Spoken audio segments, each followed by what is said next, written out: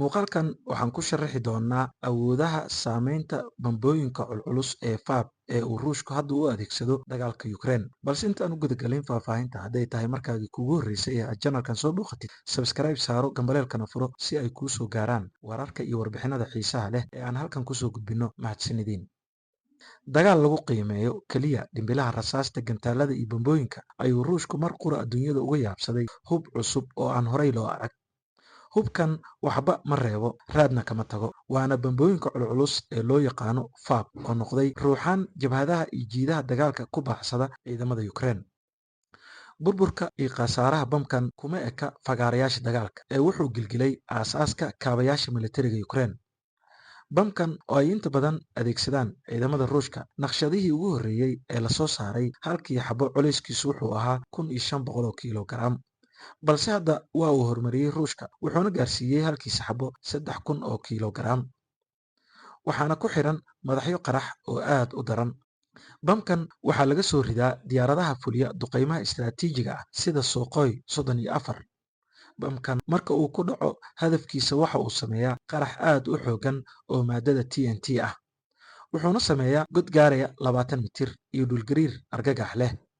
Sidoo kale dhufaysyada shubka ah wuxuu ka dhigaa sida laamaha ama caleenta kasoo daadata geedaha xilliyada jiilaalka. Awoodda wax burburineed ee bamkan waxaa ka sii daran in uu si sugan oo sax ah loogu garaaci karo bartilmaameedyada cadowga, wuxuuna dhinacan kala mid yahay bamka uu Maraykanka adeegsado ee JDAM. Sidaas darteed, FAB wuxuu ka mid yahay bambooyinka la hago ee sugan.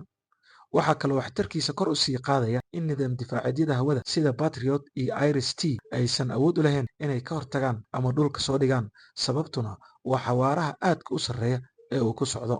Bamkan wuxuu jahwareer iyo kala carar ku riday ciidamada Ukraine. Sidoo kale, khubarada militariga ayaa qaba in bamka FAB uu dhufaysyada ciidamada Ukraine ka dhigay sida koombada oo kale.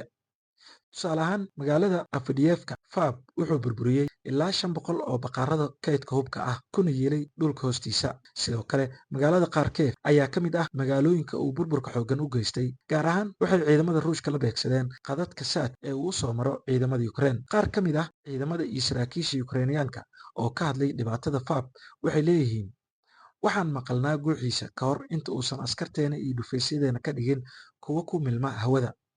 Waxay kaloo leeyihiin, waxaad moodaa in dhulka uu afkiisa kala qaaday si uu noo liqo annaga oo dhan. Laakiin su-aasha ugu weyn waxay tahay, sidee ayuu bamkan u bedelay qaabka uu socday dagaalka Ukraine? Warbixinada sirdoonka waxay qirayaan in 40% dhufaysyada dhulka hoostiisa ee ciidamada Ukraine uu Ruushka ku burburiyey bamkan. Taasna waxay Kiev ku qasabtay inay beddesho taagtigeedii dagaalka ay kula jirtay Moscow, waxayna bilowday inay adeegsato dagaalka jabhadeynta.